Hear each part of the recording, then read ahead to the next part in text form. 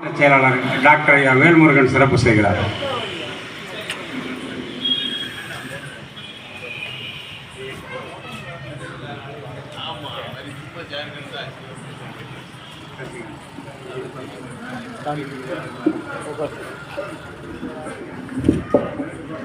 பம்பரமும் ஓய்வு பெறும் சுற்றிய பின் இவரோ படுகளமாய் போன பின்பும் பம்பரமாய் சுற்றி வந்தார்.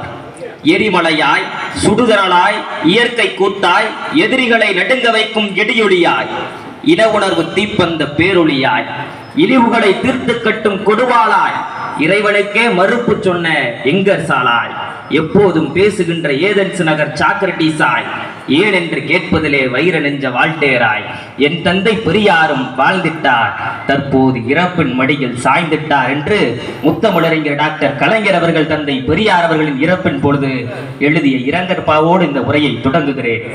அருமை தோழர்களே, இந்த கூட்டம் எதற்காக நடைபெறுகிறது என்று சொன்னால், திராவிடர் கழகத்தின் சார்பில், பகுத்தறிவாளர் கழகத்தின் சார்பில் இந்த வள்ளியூர் பகுதியிலே எழுச்சியோடு நடைபெற்றுக் கொண்டிருக்கக்கூடிய இந்த கூட்டத்தினுடைய நோக்கம், திராவிடர் கழகத்தினுடைய தலைவர், தமிழர் தலைவர், 92 வயதிலும் தொய்வின்றி உழைத்துக் கொண்டிருக்கக்கூடிய மாணவிக ஆசிரியர் அவர்கள் வைக்கம் போராட்டத்தினுடைய 100 வெற்றியை மையப்படுத்தி தமிழ்நாடு முழுவதிலும் 100 கூட்டங்கள் நடைபெறும் என்று அறிவித்து பட்டியலிட்டு அதில் ஒரு கூட்டமாக இந்த வள்ளியூரில் இந்த கூட்டம் எழுச்சியோடு நடைபெற்றுக் கொண்டிருக்கிறது. இந்த கூட்டத்தினுடைய நோக்கம், அறிவுலக பேராசான் உலகத் தலைவர் தந்தை பெரியார் அவர்களின் 51ஆம் ஆண்டு நினைவு நாள். அதனை முன்னிட்டு வைக்கம் போராட்டத்தினுடைய வெற்றி முழக்கம், கேரள தமிழ்நாடு முதலமைச்சர்களுக்கு நன்றி பாராட்டு விழா, திராவிட மாடல் அரசினுடைய வரலாற்று சாதனைகள் விளக்க பிரச்சார பொதுக்கூட்டம் என்று தமிழ்நாடு முழுவதிலும் இந்த கூட்டம் நடைபெறுகிறது. இங்கு நடைபெறக்கூடிய இந்த கூட்டத்திற்கு தலைமையேற்று சிறப்பானதொரு உரையை வழங்கி இருக்கக்கூடிய, இந்த பகுதியில திராவிடர் கழகத்தினை கட்டமைத்து வலுப்படுத்தி செயல்பட்டுக் கொண்டிருக்கக்கூடிய திராவிடர் கழகத்தினுடைய மாவட்ட செயலாளர் மாணமிகு ஐயா இரா வேல்முருகன் மருத்துவர் அவர்களே, வரவேற்புரை ஆற்றி அமர்ந்திருக்கக்கூடிய திராவிடர் கழகத்தினுடைய பகுத்தறிவாளர் கழகத்தினுடைய நகர தலைவர் குணசீலன் ஐயா அவர்களே, முன்னிலையேற்று சிறப்பித்திருக்கக்கூடிய பகுத்தறிவாளர் கழகத்தினுடைய மாவட்ட தலைவர் சே சந்திரசேகரன் அவர்களே, நகர பகுத்தறிவாளர் கழகத்தினுடைய துணை செயலாளர் மோகன சுந்தர் அவர்களே, பகுத்தறிவாளர் கழகத்தினுடைய நகர துணைத் தலைவர் வெள்ளைப்பாண்டியன் அவர்களே, திராவிட முன்னேற்ற கழகத்தின் சார்பில் இங்கு பங்கேற்று சிறப்பானதொரு உரையை வழங்கி அமர்ந்திருக்கக்கூடிய ஐயா சிவநம்பி அவர்களே, திராவிடர் கழகத்தினுடைய வைக்கம் போராட்டத்தினுடைய வரலாறுகளை மிகச் சிறப்பாக விளக்கி அமர்ந்திருக்கக்கூடிய திராவிட முன்னேற்ற கழகத்தினுடைய ஐயா நயினார் அவர்களே, திராவிடர் கழகத்தினுடைய தோழர் இளைஞரணி தோழர் வீரபாண்டிய கட்டபொம்மன் அவர்களே, சிறப்பானதொரு உரையை இங்கு நமக்கு வழங்கி அமர்ந்திருக்கக்கூடிய திராவிட முன்னேற்ற கழகத்தினுடைய பேச்சாளர் பழனி பாஸ்கர் அவர்களே, விடுதலை சிறுத்தைகள் கட்சியினுடைய ஒன்றிய செயலாளர் தோழர் அன்பு அவர்களே, விடுதலை சிறுத்தைகள் கட்சியினுடைய நகர செயலாளர் பேரன்பராஜ் அவர்களே, இந்திய கம்யூனிஸ்ட் கட்சியினுடைய தோழர் மணி அவர்களே மற்றும் சுரேஷ் பாலாஜி அவர்களே, நகர திமுக செயலாளர் மாணவிகு சேதுராமலிங்கம் அவர்களே மற்றும் இங்கு நன்றி உரை ஆற்ற இருக்கக்கூடிய திராவிடர் கழகத்தினுடைய தோழர் நகர செயலாளர் நம்பிராஜன் ஐயா உள்ளிட்ட அத்தனை தோழர்களுக்கும் இங்கு திரளாக பங்கேற்றிருக்கக்கூடிய அத்துணை பேருக்கும் அன்பான வணக்கத்தை தெரிவித்துக் கொள்கிறேன். சில பேர் இன்றைக்கு சொல்லிக் கொண்டிருக்கிறார்கள், மேடையில் ஏறிக்கொண்டு அவர்களே அவர்களே என்று சொல்லுவது எங்கள் வழக்கமில்லை என்று சொல்லுகிறார்கள். இது திராவிடத்தினுடைய பண்பாடு. யாருடைய பேரை சொல்ல மறுத்தார்களோ, யாரை மேடையேற்றி அழகு பார்க்க இந்த பார்ப்பன சனாதன கூட்டம் தயங்கியதோ, இந்த யாரை மேடை மீது ஏற்றி தோளில் துண்டு போட தெருவில் நடக்க கூடாது என்று பார்ப்பனியம் சதித்திட்டம் தீட்டியதோ, அவர்களை எல்லாம் மேடையில் அழைத்து அமரச் செய்து அவர்கள் பெயரை சொல்லி அவர்கள் பெயருக்கு பின்னால் அவர்களே என்று அவர்களை மரியாதையாக அழைக்க கற்றுக் கொடுத்த இயக்கம் திராவிட இயக்கம். அவர்களுடைய யாரை தோளிலே துண்டு போடக்கூடாது என்று சொன்னார்களோ அவர்களை மேடையில் ஏற்றி அவர்கள் தோளில் துண்டு போட்டு அழகு பார்த்த இயக்கம் திராவிட இயக்கம். இன்றைக்கு சில பேர் வரலாறு தெரியாமல் அவர்களே அவர்களே சொல்லாதீர்கள் என்று சொல்லிக் கொண்டிருக்கிறார்கள். நம்முடைய வரலாற்றை நாம் தான் சொல்ல வேண்டும். அருமை தோழர்களே, இந்த கூட்டத்தினுடைய நோக்கம் என்னவென்று சொன்னால், வைக்கம் போராட்டத்தினுடைய வெற்றி முழக்க கூட்டம். என்ன வைக்கம் போராட்டம்? இங்கிருந்த பல தோழர்கள் மிகவும் விரிவாக சொன்னார். அருமை தோழர்களே, கேரளத்திலே வைக்கம் நகரில வைக்கம் வீதியிலே வைக்கத்தப்பன் கோவில் வீதியிலே தாழ்த்தப்பட்ட மக்கள் நடக்கக்கூடாது என்று பார்ப்பனியம் தடை போட்டது.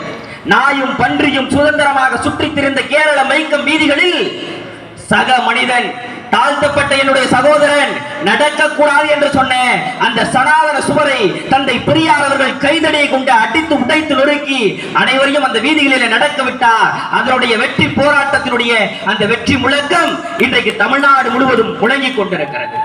அருள்கூர்ந்து எண்ணி பார்க்க வேண்டும் தோழர்களே, எதற்காக இந்த திராவிடர் கழகம் இன்றைக்கு இந்த கூட்டம் போட்டு இங்க பேசிட்டு இருக்கிறோம்? எதற்காக பேசுறோம்?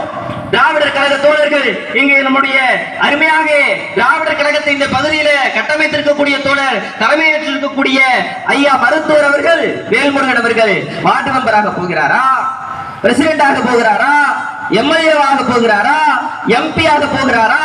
எதற்காக திராவிடர் கழகம் தமிழ்நாடு முழுவதும் கூட்டங்களை போட்டு பேசிக் கொண்டிருக்கிறோம் என்று சொன்னால், இந்த மக்களை அரசியல் படுத்த வேண்டும் என்பதற்காக, நம் மக்களை மானமும் அறிவும் உள்ள மக்களாக வாழ வைக்க வேண்டும் என்பதற்காக திராவிடர் கழகம் உழைத்துக் கொண்டிருப்பது என்பதனை அனைவரும் புரிந்து கொள்ள வேண்டும்.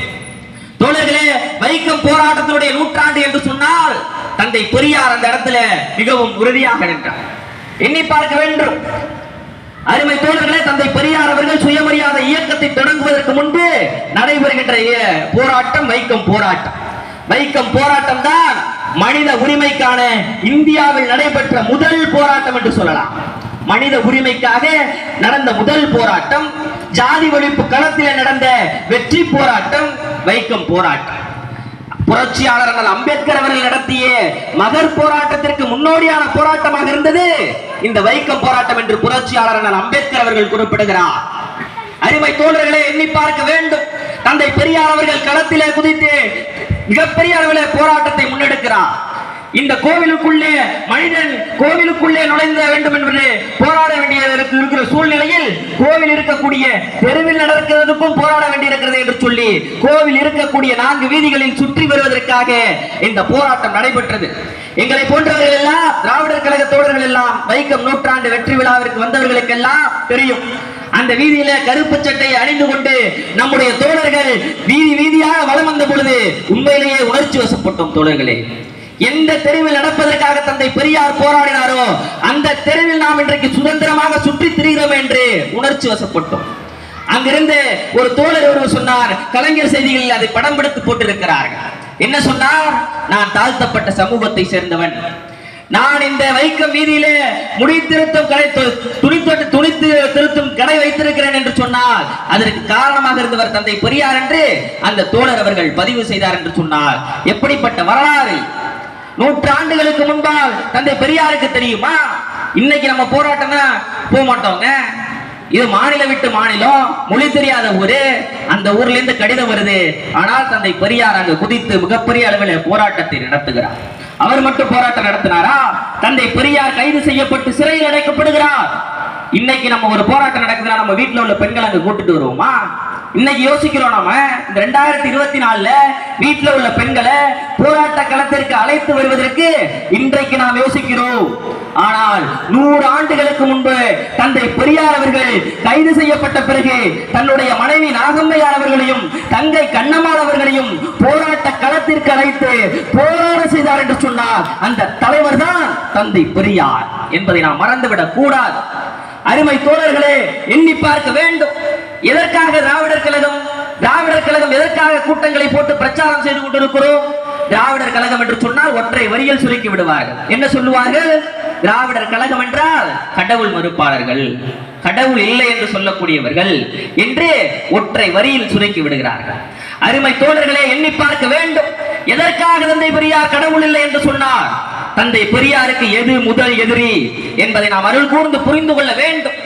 மனிதரை மனிதன் தொடக்கூடாது, கண்ணில் படக்கூடாது, தொட்டால் தீட்டு, பார்த்தால் பாவம், குளத்தில தண்ணீர் எடுக்கக்கூடாது, கோவிலுக்குள்ளே போகக்கூடாது என்பதை போன்ற கொள்கைகள் தாண்டவமாடுகின்ற ஒரு நாட்டை பூகம்பத்தால் அழிக்காமலோ, சண்ட மாறுதத்தால் துகளாக்காமலோ சமுத்திரம் பொங்கி எழுந்து மூழ்கடிக்க செய்யாமலோ விட்டிருப்பதை பார்த்த பிறகும் கடவுள் ஒருவர் இருக்கிறார் என்று சொன்னால் நான் எப்படி நம்புவது என்று கேட்கிறார் தந்தை பெரியார்.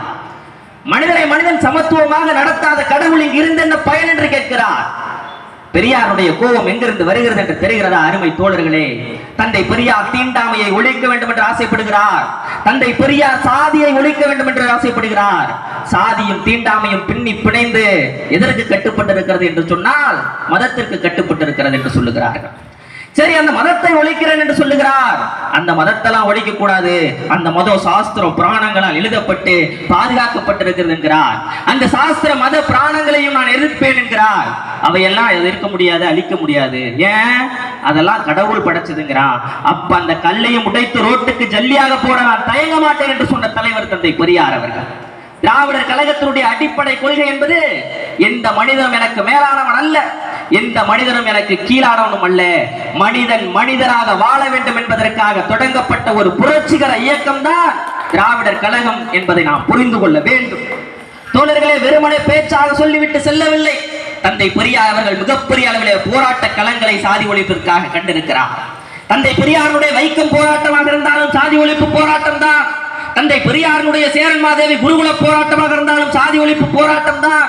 பிராமணால் பெயர் அழிப்பு போராட்டமும் சாதி ஒழிப்பு போராட்டம் தான். பிள்ளையார் சிலை உடைப்பு போராட்டமும் சாதி ஒழிப்பு போராட்டம் தான்.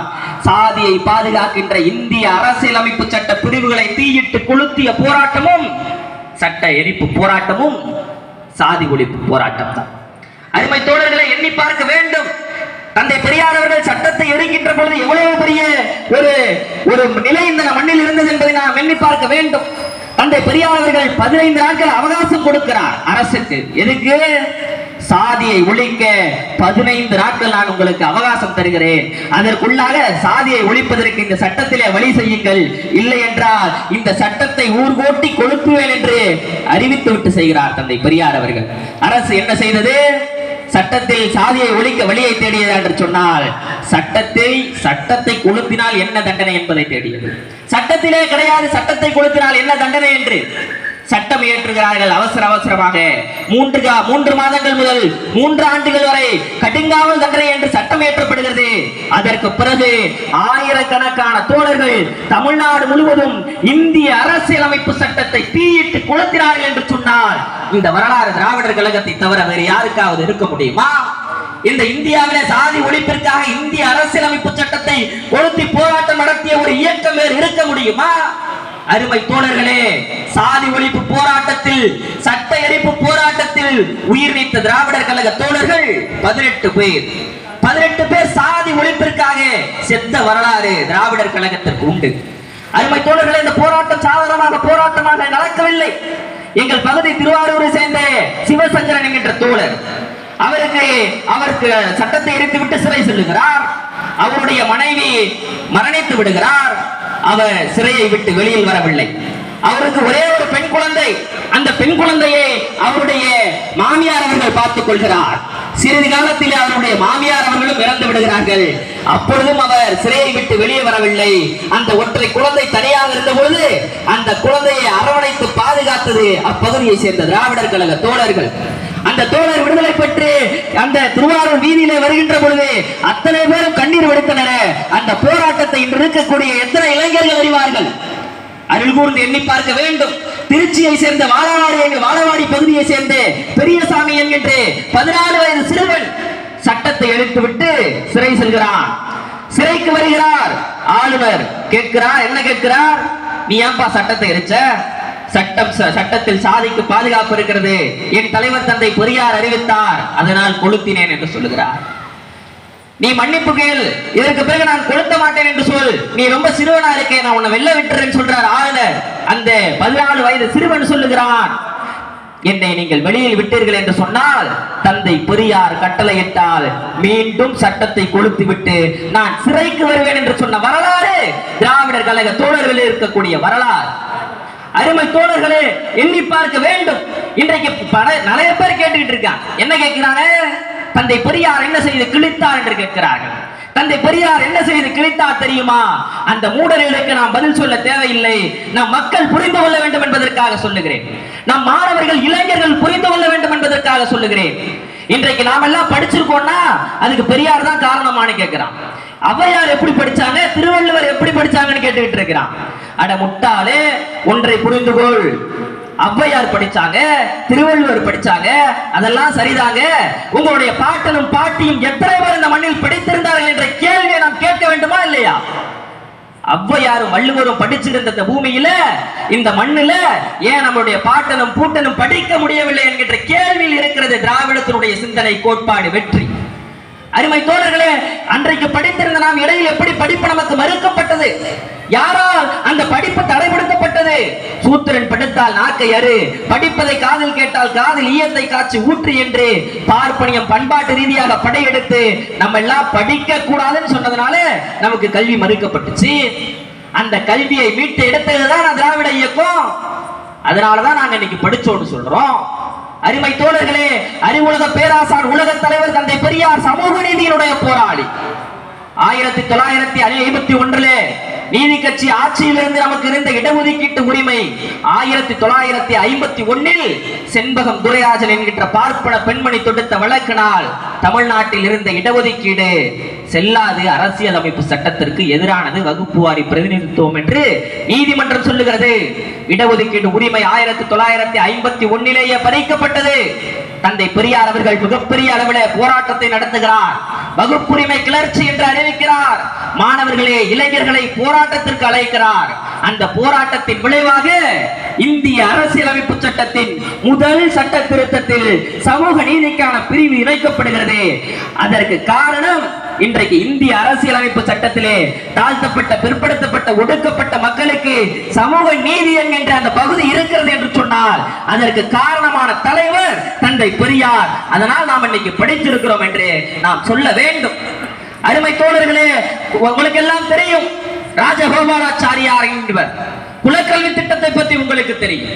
என்ன சொன்னா, பகுதி நேரம் படிக்கணும், பகுதி நேரம் அப்பந்தொழில் செய்யணும்னு ராஜகோபாலாச்சாரியார் சொன்னார்.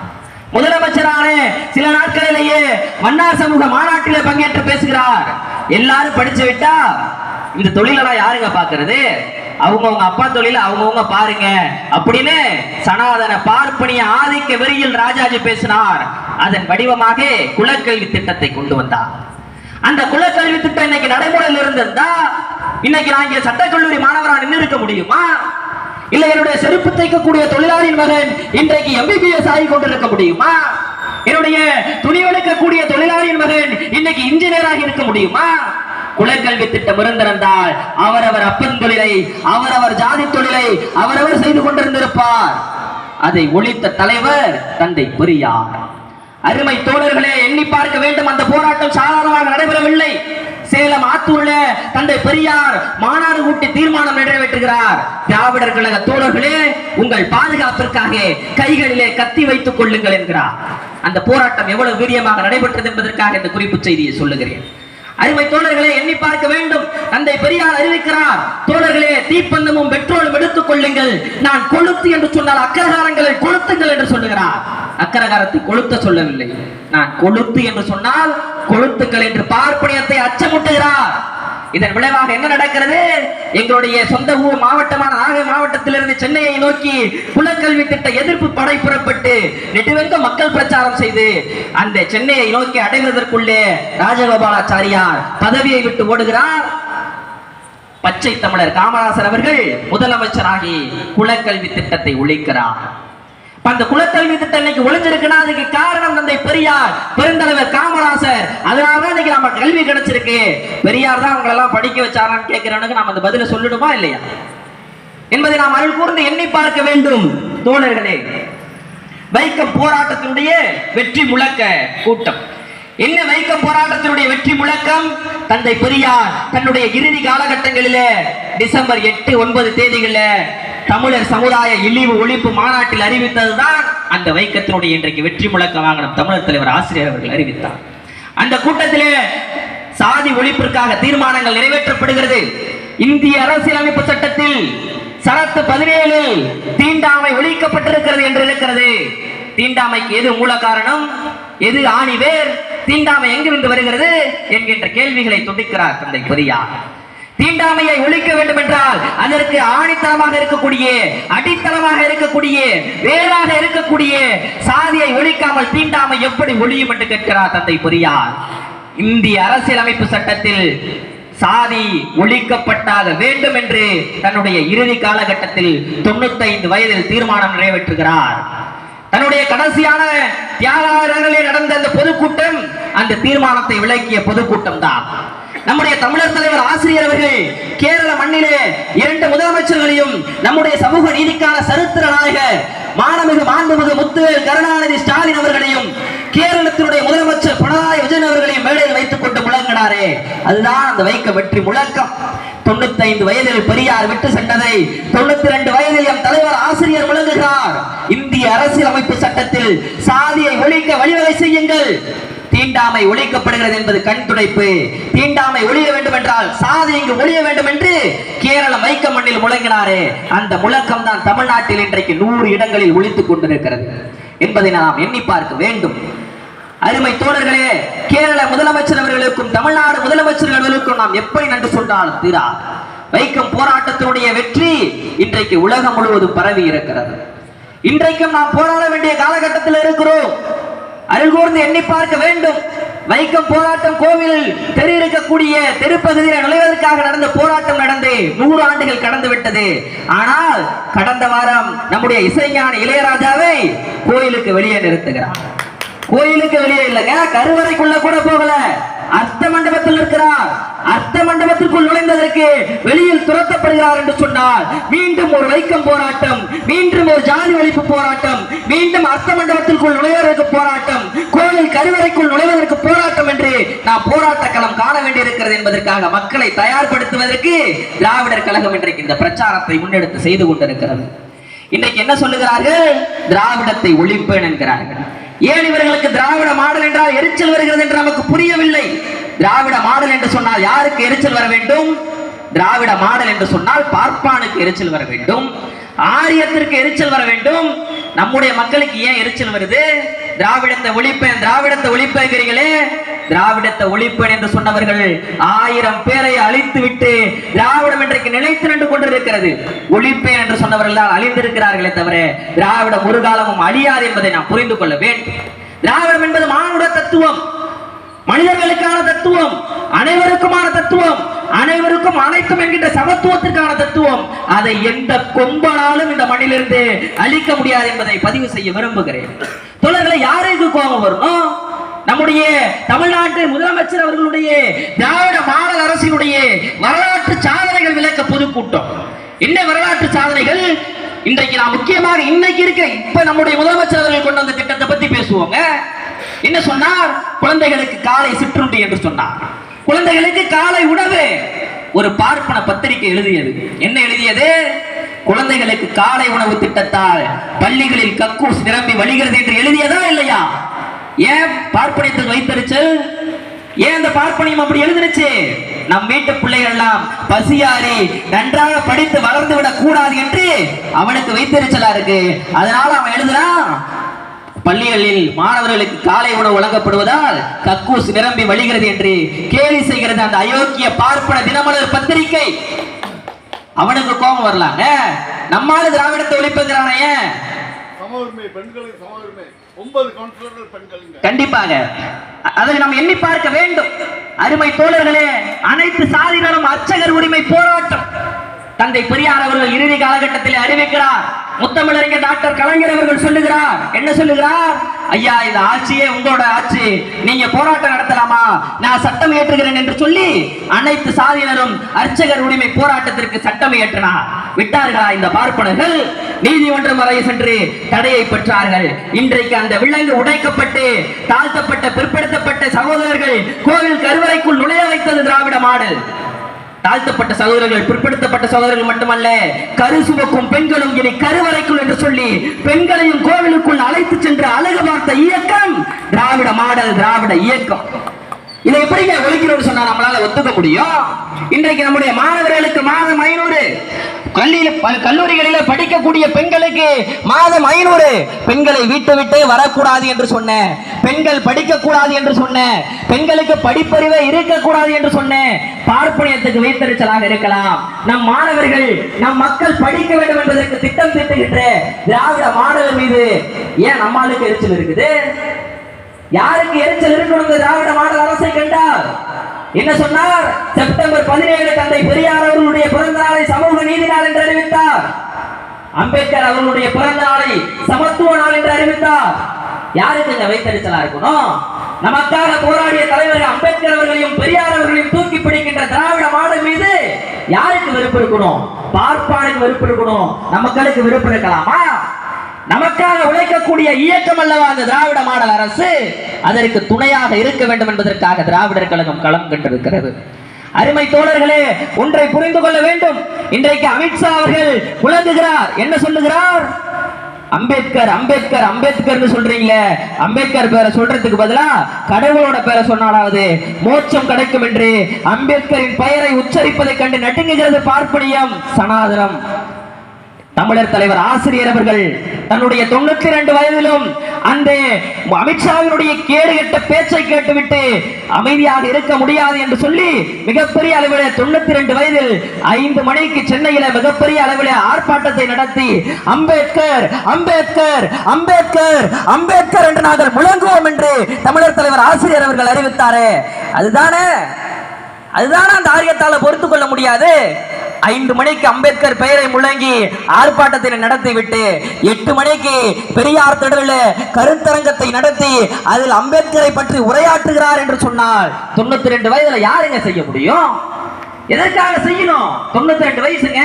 92 வயசுல எவ்வளவு உடல் பிரச்சனைகள் இருக்கும். எதுக்கு செய்யணும்? அவர் ஓய்வு எடுத்தா யாராவது கேட்க போறாங்களா? ஏங்க நீங்க ஓய்வு எடுக்கிறீங்க, ஏன் நீங்க ஓய்வு எடுக்கிறீங்க, ஏதாவது போராட்டம் பண்ணுங்க பேசுங்கன்னு சொல்ல போறாங்களா? எதற்காக பேசுகிறார்?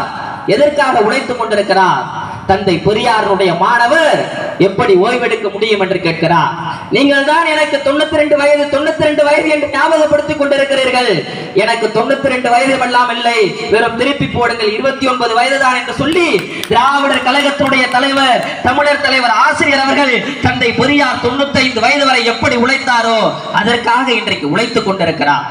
தந்தை பெரியாரை உலகமயமாக்குவதுதான் என்னுடைய ஒரே லட்சிய பணி என்று சூளுரைத்து கிளம்பி பயணித்துக் கொண்டிருக்கிறார். அருமை தோழர்களே, எண்ணி பார்க்க வேண்டாமா? எப்படிப்பட்ட தலைவர் திராவிடர் கழகத்தினுடைய தமிழர் தலைவர் ஆசிரியர் அவர்கள் தன்னுடைய 10 வயதிலே மேடை ஏறி முழங்குகிறார்.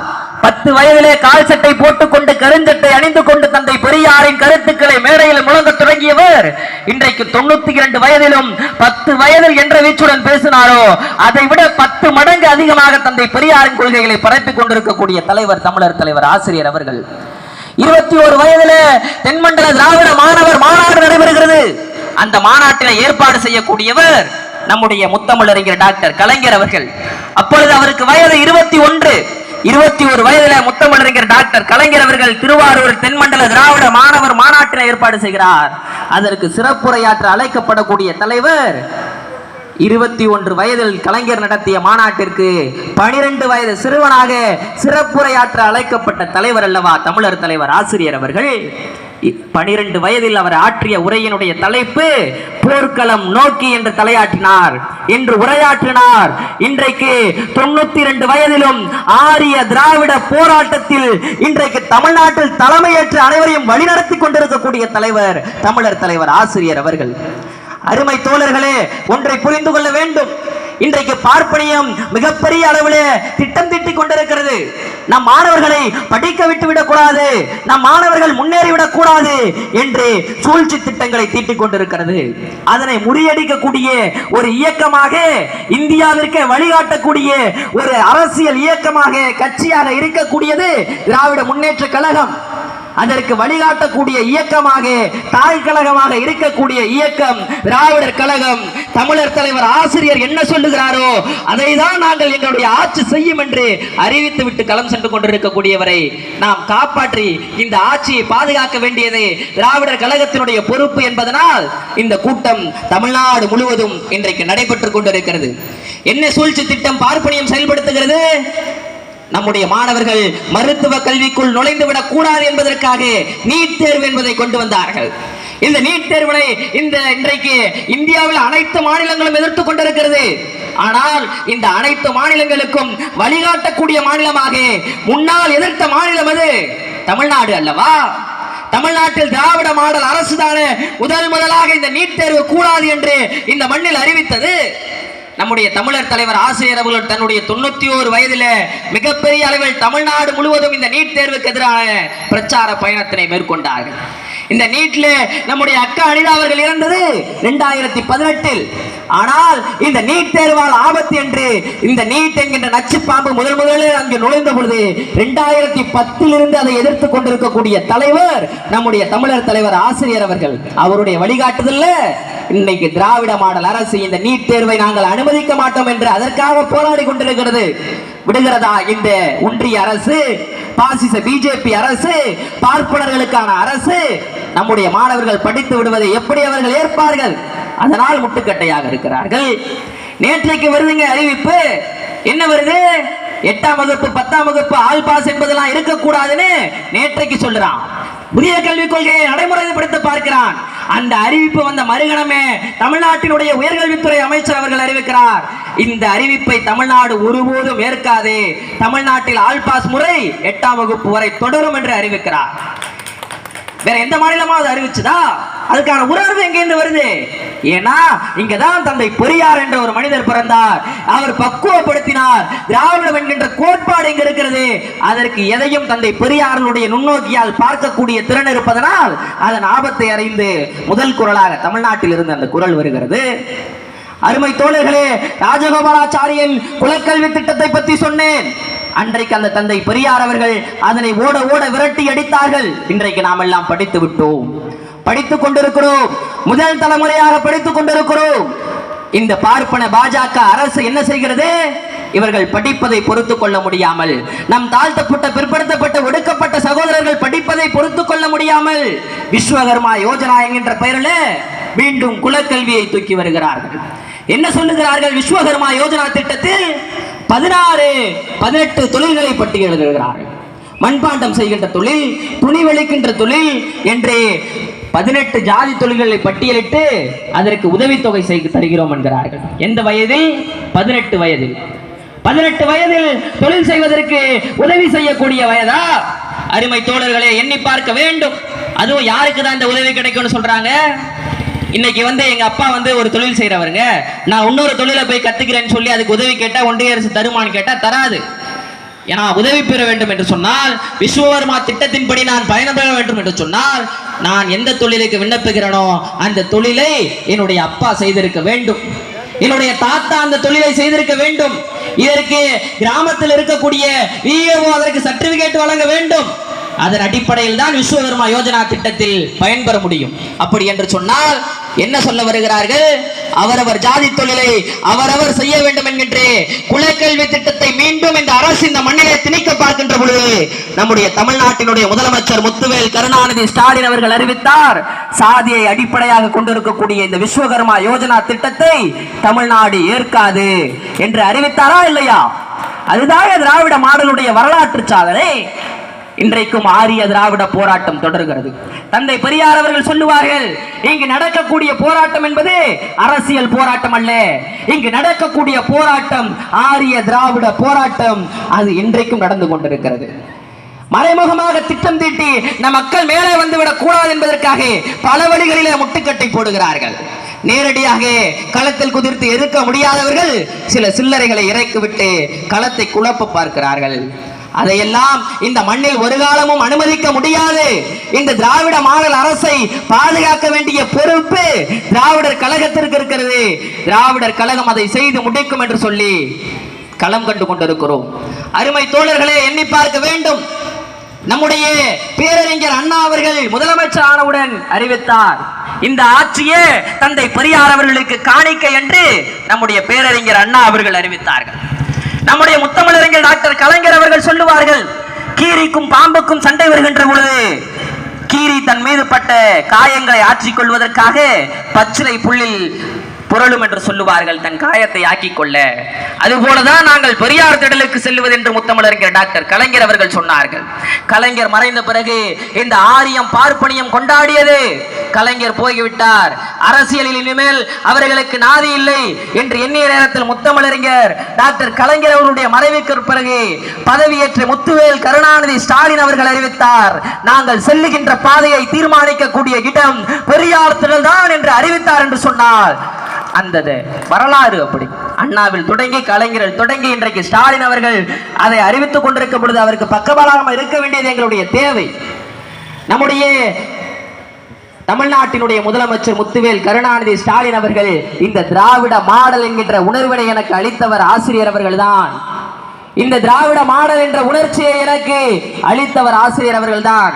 ஆசிரியர் அழைத்தால் இன்றைக்கும் செல்வேன், நாளைக்கும் செல்வேன், என்றைக்கும் செல்வேன் என்று அறிவித்திருக்கிறாரே.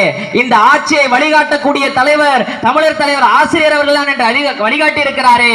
தமிழர் தலைவர் ஆசிரியர் தந்தை பெரியார் அவர்களால் அடையாளம் காணப்பட்ட தலைவர் அல்லவா. தந்தை பெரியாருடைய ஆட்சி நடக்கிறது என்று பொருள். அதற்கு பாதுகாப்பாக இருக்க வேண்டியது நம் ஒவ்வொருவருடைய கடமை. அதற்காக இந்த திராவிட மாடலை பாதுகாக்க வேண்டும். அருமை தோழர்களே, ஒன்றை புரிந்து கொள்ளுங்கள். இந்த திராவிடர் கழகம் முதலிலேயே சொன்னேன், எதற்காக திராவிடர் கழகம் போராட வேண்டும், எதற்காக திராவிடர் கழகம் இங்கு கூட்டம் போட்டு பேசிக் கொண்டிருக்க வேண்டும், எதற்காக இந்த வயதான காலத்திலே நம்முடைய மருத்துவர் வேல்முருகன் ஐயா அவர்கள் இங்கு உட்கார்ந்து இந்த கூட்டத்தை ஏற்பாடு செய்து கொண்டிருக்க வேண்டும், எதற்காக எங்களுடைய மாநில ஒருங்கிணைப்பாளர் ஐயா அவர்கள் தமிழ்நாடு முழுவதும் சுற்றி சுழன்று பிரச்சாரம் செய்ய வேண்டும். திராவிடர் கழகம் அரசியல் கட்சியா? வார்டு மெம்பருக்கு நிக்க போறோமா, எம்பிக்கு நிக்க போறோமா, எம்எல்ஏக்கு நிக்க போறோமா? ஆரம்பத்திலேயே கேட்டனேன். இத்தனையும் விட்டுவிட்டு எதற்காக திராவிடர் கழகம் நிற்கிறது என்று சொன்னால் நம் அடுத்த தலைமுறையினை பாதுகாப்பதற்காக நிற்கிறோம் என்பதனை புரிந்து கொள்ள வேண்டும். நம்முடைய தந்தை பெரியார் அவர்களுடைய இறுதி முழக்கம் 95 வயதுல எண்ணி பாருங்கள் தோழர்களே, ஓய்வெடுத்தாரா? தந்தை பெரியார் நினைத்திருந்தால் ஒரு அளவு உடல்நிலை முடியவில்லை என்று சொன்ன பிறகு ஓய்வெடுத்து அமைதியாக இருந்திருக்க கூடாதா?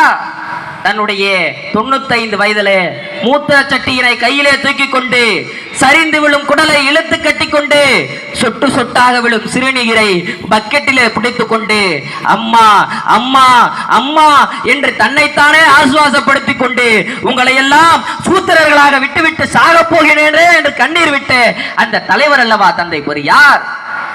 எதற்காக பாடுபட்டார்? நம்முடைய தாழ்த்தப்பட்ட, பிற்படுத்தப்பட்ட, ஒடுக்கப்பட்ட மக்கள் முன்னேற வேண்டும் என்பதற்காக அல்லவா பாடுபட்டார். அதைதான் இன்றைக்கு தமிழர் தலைவர் ஆசிரியர் அவர்கள் தன்னுடைய 92 வயதிலும் செய்து கொண்டிருக்கிறார்.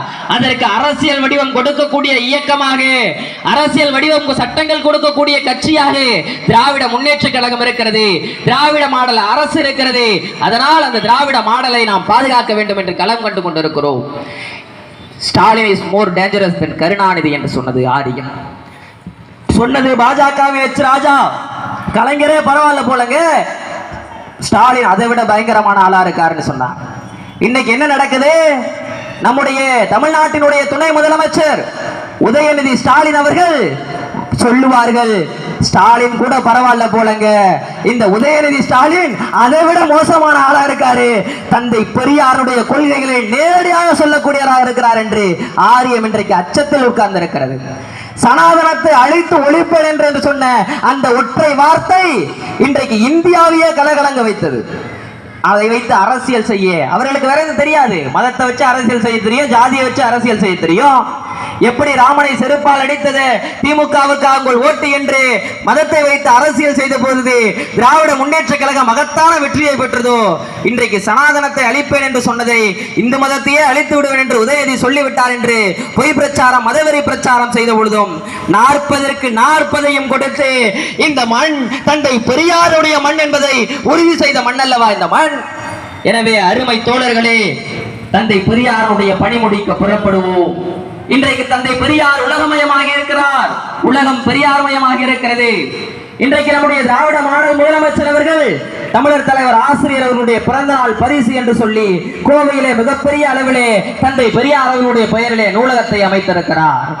நம்முடைய திராவிடர் கழகத்தின் சார்பில் சென்னையிலே, திருச்சியிலே மிகப்பெரிய அளவிலே பெரியார் உலக திடல் அமைய இருக்கிறது. அதற்கான பணிதான் என்னுடைய 92 வயதில் என்னுடைய பிறந்த நாள் பணியாக நான் அறிவிக்கிறேன் என்று சொல்லி அறிவித்திருக்கிறார் நம் தமிழர் தலைவர் ஆசிரியர் அவர்கள்.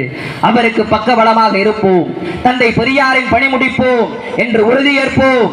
நேற்று நடந்த அறிவுலக பேராசான் உலக தலைவர் தந்தை பெரியார் அவர்களின் 51ஆம் ஆண்டு நினைவு நாளிலே சென்னை பெரியார் திடலிலே நம்முடைய தமிழ்நாட்டின் முதலமைச்சர் அவர்கள் பெரியார் கணினி நூலகத்தினை திறந்து வைத்தார்.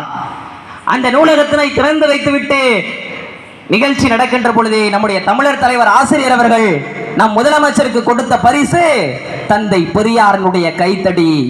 தந்தை பெரியாரனுடைய கைத்தடி என்ன செய்யும்? இந்த சாதிய மதவெறியை அடித்து விரட்டும், சனாதனத்தை அடித்து விரட்டும், சமூக நீதியை நிலைநாட்டும். அந்த கைத்தடியை நம்முடைய தமிழ்நாட்டின் முதலமைச்சர் முத்துவேல் கருணாநிதி ஸ்டாலின் அவர்களின் கையில நம்முடைய தமிழர் தலைவர் ஆசிரியர் அவர்கள் வழங்கி இருக்கிறார். அந்த கைத்தடியை ஓங்கி பிடிப்போம். இங்கு மதவாத அரசியலுக்கு, சாதிய அரசியலுக்கு ஒரு காலமும் இடம் கிடையாது. இது தந்தை பெரியாருடைய மண், சமூக நீதியினுடைய மண் என்பதை திராவிட மாடல் என்றென்றைக்கும் பறைசாற்றும். அதற்கு பக்கபலமாக திராவிடர் கழகம் இருக்கும் என்று சொல்லி தந்த வாய்ப்பிற்கு நன்றி கூறி விடைபெறுகிறேன். நன்றி, வணக்கம். மிகவும் நன்றி. சிறப்பான உரையாற்றி